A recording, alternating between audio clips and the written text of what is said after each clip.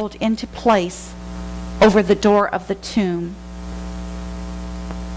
And early on Sunday morning, Mary went to anoint the body. But she found that the body had been taken and the stone had been rolled away. So she ran to inform Peter and John and the other disciples about this incident. And John and Peter then started running to the tomb to see if what Mary had said is really true. And John, who represents love, ran on ahead. He ran ahead of Peter, who represents faith. And perhaps Peter's faith was lagging in that moment because he knew that he had denied Jesus not once, but 3 times. So he was probably wondering about this event and wondering, is he alive? Oh my, is he alive? Well, later, Jesus did appear before the group. And they were just so amazed. It was a miracle. He's alive. Now, what an incredible, dynamic story this is. In fact, this story to our human senses doesn't seem humanly possible at all. Have there ever been times in your own life where you might have even questioned the likelihood of this story? We may even say that this story of Jesus' resurrection really has something to do with each one of us.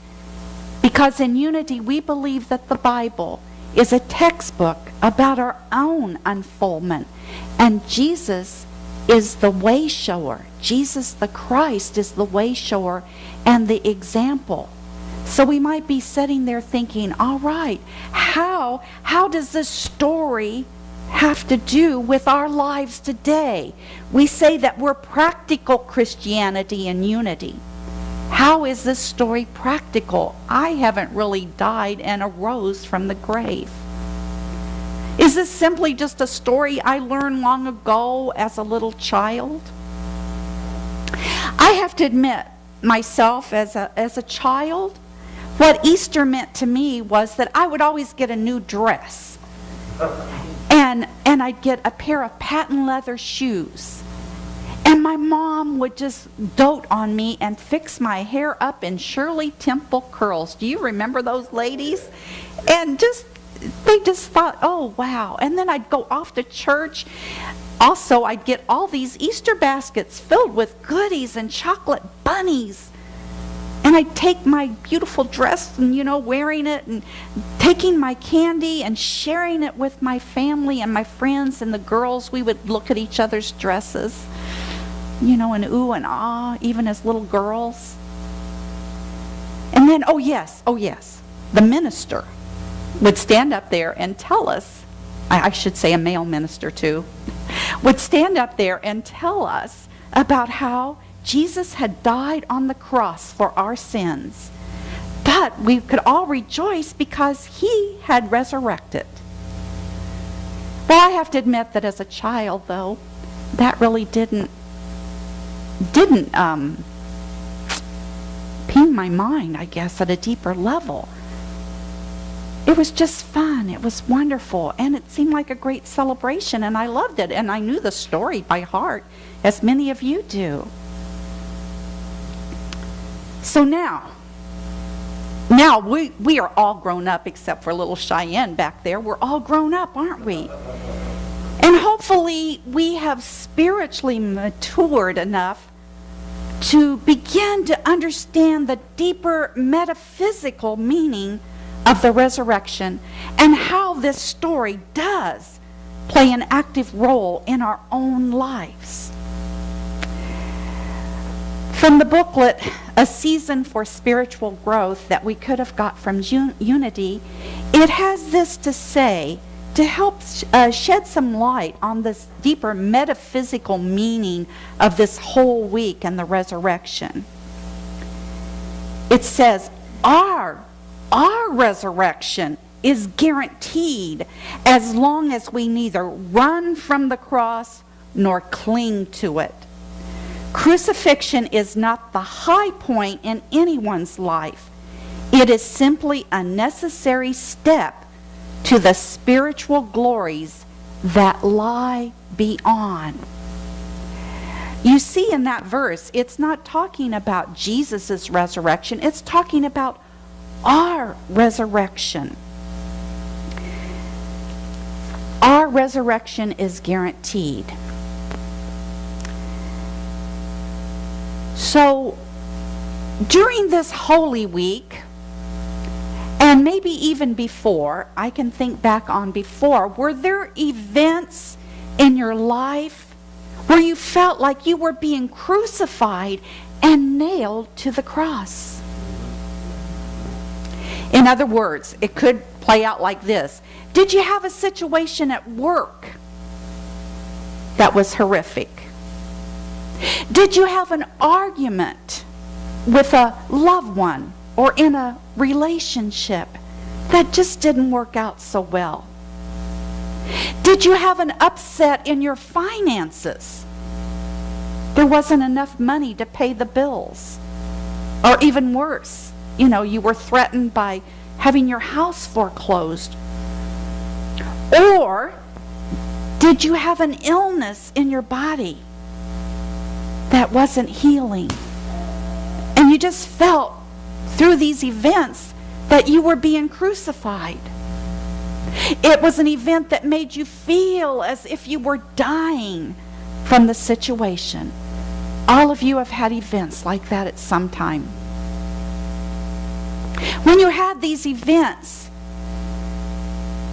like Jesus, did you pray for the situation to change, for the cup to be removed, for the healing to begin, for the money to fall from heaven, for the relationship to heal? Did you know eventually in your heart of hearts, though, that it wasn't going to change the way you thought it was supposed to, the way you wanted it to manifest outward? No matter how much you were on your knees and praying, no matter how long you were in the silence. And when you were finally come to the conclusion that it wasn't going to change, did you say, as Jesus did, "Not my will, but thy will be done"? Because we know that God's will is always good, always for the highest and the best. It might not be what we want, but we know it is for the highest and the best of all concerned. And it's going to manifest the way that it's supposed to. And that is the hardest prayer for us to pray. Not my will, God, but thy will be done. As we turn again to the booklet, A Season for Spiritual Growth, we can shed some light upon God's will. It says, we can easily identify with the bittersweet awareness that change is inevitable, that our comfortable and secure existence takes turns into the unknown. That's what we're fearing, that unknown. We may know as surely as Jesus did that only greater and greater good awaits us. But we also know that every step into a new spiritual dimension seems to first to produce confusion and disruption. So it's when we're in that confusion and disruption that we're praying for things to change. Speaking of confusion and disruption, I really have to relay to you how this Holy Week has panned out. As the minister, I get many phone calls for prayer and people calling to say, I won't be at church this Sunday because. On Good Friday, of all days, Tony was frantically calling me on the phone and saying, Mary, pray with me, pray with me. I just found out that my 42-year-old daughter is in the hospital in Philadelphia with a heart attack. Now, wow, on Good Friday. So of course we prayed. And afterwards I felt like, oh, well, I prayed, for the highest and the best and for healing and just knowing that all is well. But I can imagine this mother's confusion and distraught stress. And I said, please keep me informed. So several hours later then, she called and she was in a changed mood. And she said, oh, she's stable. Everything is fine. Everything is all right. She's still in ICU, but she's fine. And she was worried, too, because she was saying, I'm here and she's there. A mother's love knows no bounds. And she wanted to be with her daughter, but knew that she couldn't. And she said amazing unity words. She says, this is wonderful. It's a great wake-up call for my daughter to change her lifestyle, to change her eating habits, to change in so many ways. It's a wake-up call. And so her mood had also shifted. So she was willing to say, not my will, God. Her will would be like, oh, let's just have this not happen. But she knew that there was a change, and that there would be a change for the better for her daughter. Also, I think about our dear Linda, who wasn't here today to sing.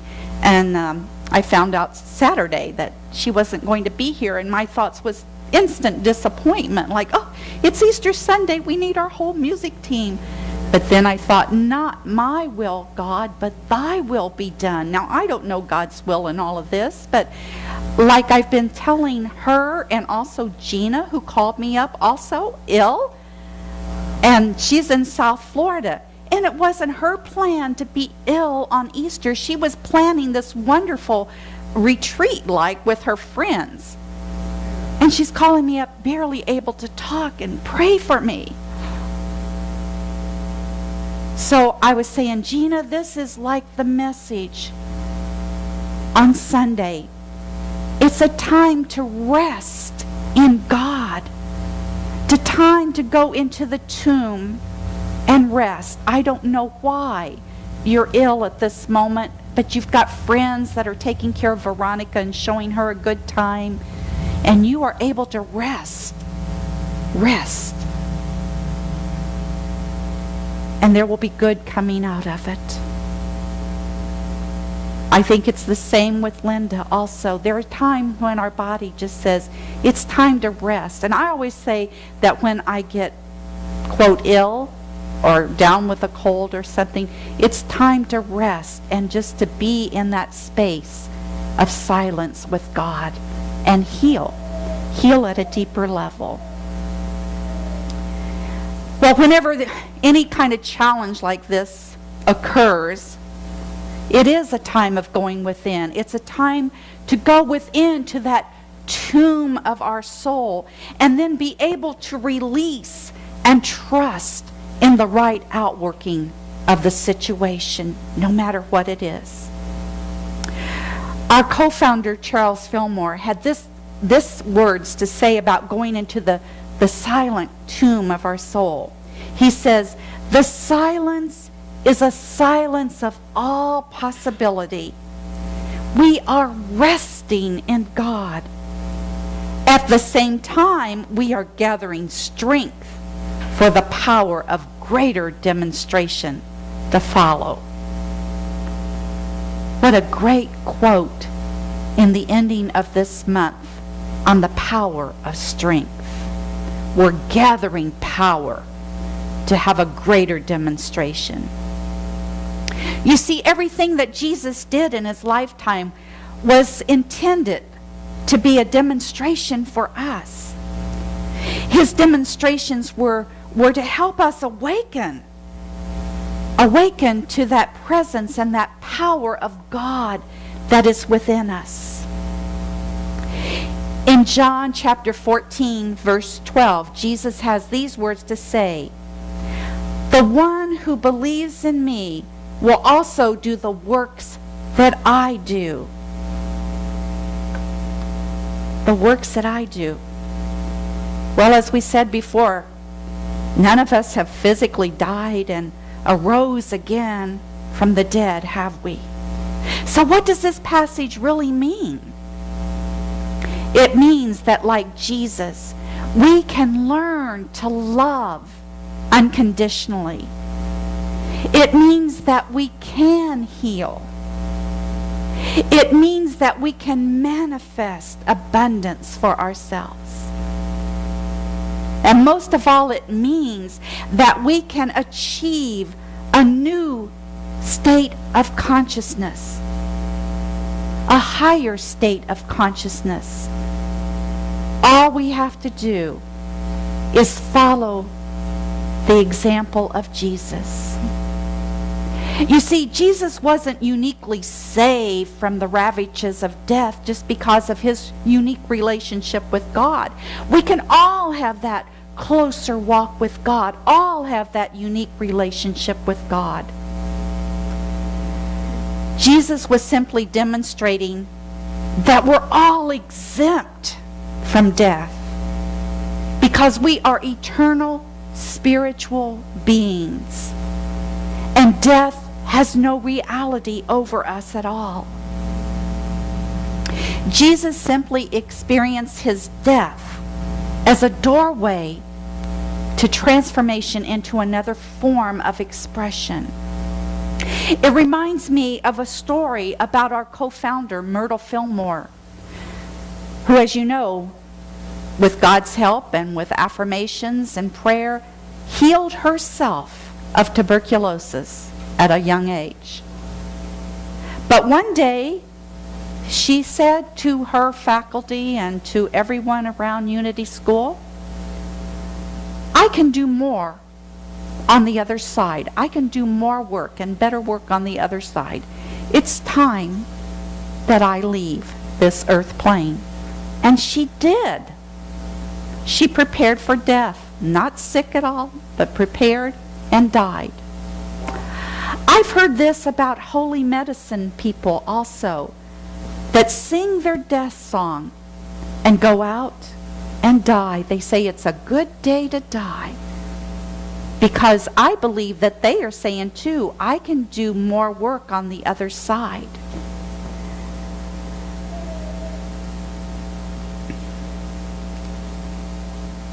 Well, we know that as eternal spiritual beings that death was not real. It is not real. And Jesus calls us to that same realization. And all of us here have experienced resurrection moments, we admit it to it, which our lives were altered because our consciousness had changed and it had permanently shifted. This Easter, this particular Easter, let us all allow the resurrection of Jesus to remind us of our own crucifixion experiences and our own resurrection experiences. We're all here. We all got through it. We all got through some of those horrific events in our life. Let us all appreciate the spiritual awareness that we have achieved through these events and how we have released old patterns of thinking, of expressing ourselves, and of being in the world, and look toward all the wonderful new possibilities that lie before us on this, our beautiful, our wonderful Resurrection Day. Namaste.